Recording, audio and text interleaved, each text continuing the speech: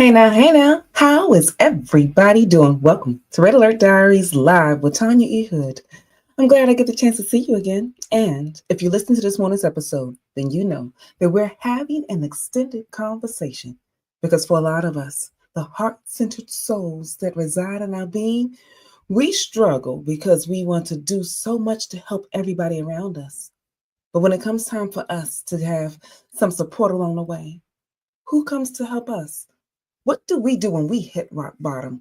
How do we move through that process? So, in this morning's episode, I shared a couple of touch points that can support you on the journey because burnout from overgiving is one of the most common reasons that people sort of falter by the wayside.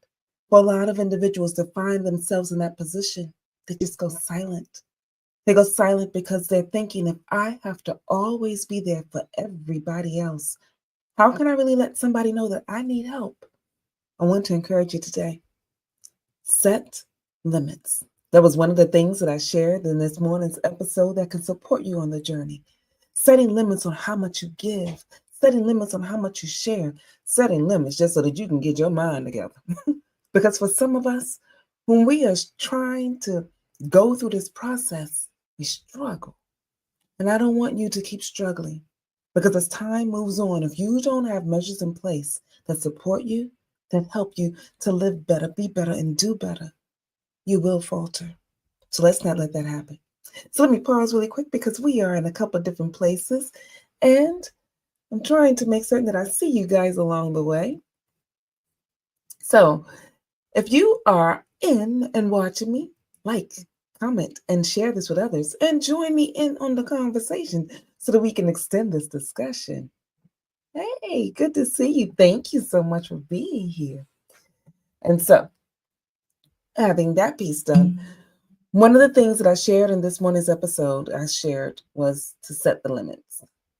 I'm learning how to use all the various little things. And setting limits is something that we don't often think about. When we, as heart centered souls, think about setting limits, for some of us, that means that we're just casting people aside. I don't want you to think that you're casting someone aside when you choose to pause so that you can be okay. That is the best thing that you can truly do to help somebody else. A lot of you, I'm certain, have heard the airplane analogy.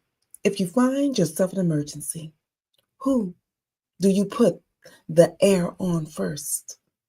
They always share that you have to put it on you first. And the reason that they do that is because if you are giving so much or trying to help somebody and you're not taken care of, if you pass out and they really need you, then what? You see, it's a then what that we don't often think about in advance. So a lot of the information that I'm sharing with you is something that you should set in advance. Yes, thank you for sharing that. Exactly. Setting some things in advance help us. Setting the limits will give us an opportunity not to feel guilty along the way. Because when we take the time to support somebody on a journey, we can empower them in advance. So think about it like this. When I was going through the chaos and the aftermath of my divorce, I just shut down. I shut down because I had no more to give. I was emotionally spent. I was spiritually spent. I was struggling to make it work. So my babies, who needed me the most, didn't have their mama at the top of her game. So I had to start doing little things to prepare them. If something happens, who do you call? Prepare in advance. If I'm unavailable, what do you do? Prepare in advance. The same way that you have to start training a child up to be prepared when you're not there, you can do the same for those that are around you as well. Because for a lot of us, we often think that because, for me, I'm the oldest out of all the kids, I've always had to be there. And if I'm not there, how will they make it? But if you don't empower them, how will they make it? For a lot of people that are struggling in this process, if we don't set the boundaries in place to let them know, hey, I can help you, but I can only help you here. Oh, that is so true. Thank you for sharing that. And I'm so glad that you're feeling a lot better. But having that element and those things that you walk through, you prepared the people that will support you on the journey in advance, then they will be able to help you. So thank you, Mac, for sharing that. Thank you so much for putting that in place. So if you have not yet put measures in place, take that as your first step. List out all the things that you normally do. We don't often consider how much we truly do in a day because of you. You are the heart centered person that shares everything with everybody all the time. You have no idea how much you're truly doing. So I want you to make a list. Write out everything that you do. And when someone asks you a question, pause before giving a response. This is the second thing I had to learn to do. Ask them, what have they already done? You see, we often, because our heart centered souls just on automatic give, give, give, we don't pause to ask, what have you already done? For some individuals, because you have always been the go to.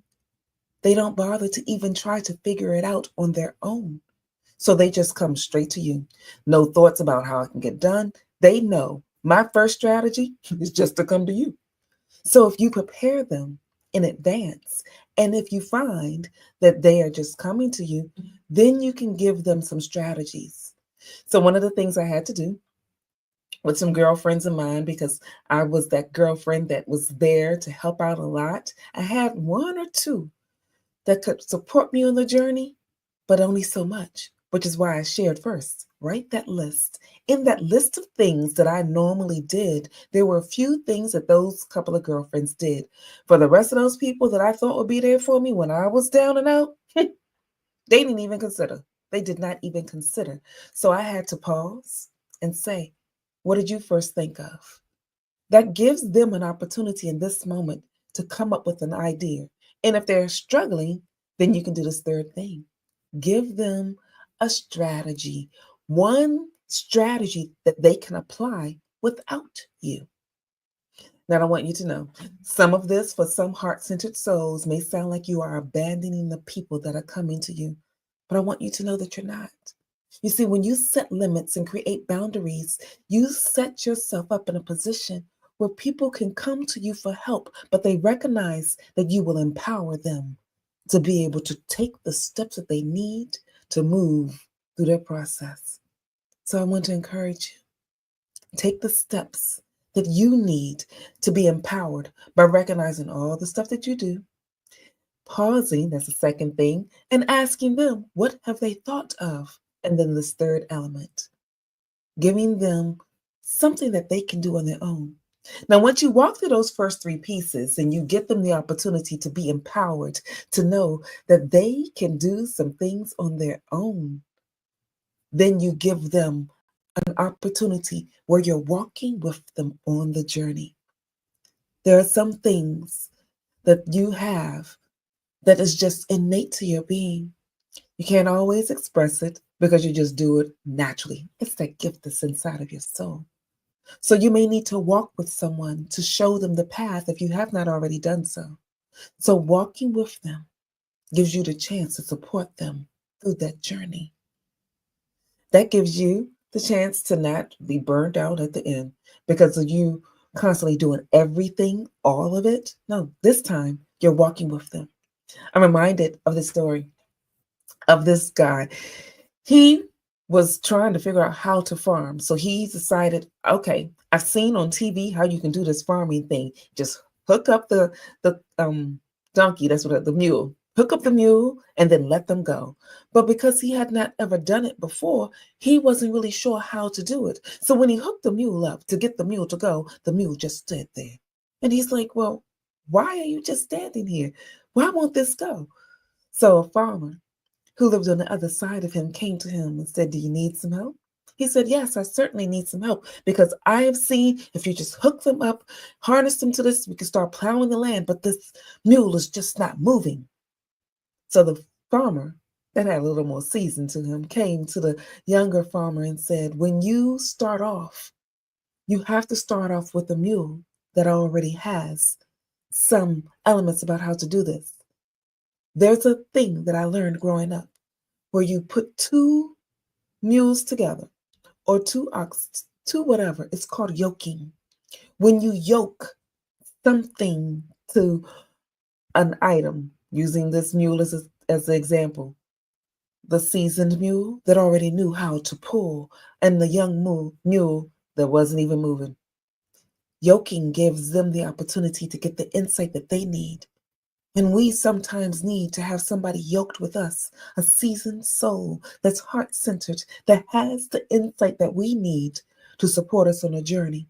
So when the older farmer worked with the younger farmer, he brought over one of his mules. He yoked his mule to the young farmer's mule. And then when he told the mule to move, because the older mule knew what to do when he moved, the younger mule had no option but to move. For a lot of us that are heart centered souls, we have been the ones just moving and not yoking ourselves with another so that they can get the insight about what it is that you can do. You know, there's some pieces that you just naturally do. The yoking lets you teach the pieces that you just naturally do so that those that you want to support are empowered. So today, who are you going to be yoked to so that you can set the limits that you need so that you won't get stuck in burnout, but the person that you want to help get support along the way. And I thank you so much for joining me. And hopefully, you've got someone to help you through this surgery that you had. If no one, oh, okay. Well, I appreciate you joining me on the journey, and I'm hoping that as we go through new seasons, new elements, and new changes, because for some individuals, they found themselves in a space where you are the first line and the only line of defense for your job, for your family, for those moments in your life that need to be cared for. Take this time to first list out all the stuff that you do. Second, see who you can delegate some of those pieces to. Because I had a few good girlfriends that knew how to do some things. And then I had the opportunity when someone asked me to see what can I take off my plate and what did they do first, which led me to the third thing. Give them a strategy that they can use. And that way, when they go off and apply it, when they come back, that is when you can make the decision to support them along the way. So I'm hoping that this episode gives you some touch points to help you be ensure that you can empower people so that when you find yourself in a space and place where you have no more to give, you've given all that you have yoked yourself up with someone that can get the lessons and the insight that they need, but also so that you're not doing everything and you don't get burnt out. So, if you want someone to join you on the journey, feel free to go to my website, tanyaehood.com. There, we can connect with each other, yoke up a little bit, and give you some insights if you're looking for some personal or professional support to be able to move through some moments so that you just don't get burnt out. I'm hoping that this episode supported you. And if you did not listen to this morning's episode, go back now and listen, comment there so that we can extend this conversation. And I thank you all for being in the various places with me as we move forward and being a better support system to one another. In the meantime, this is Tanya E. Hood walking in my purpose. And I want you to do the same. Take care, everyone.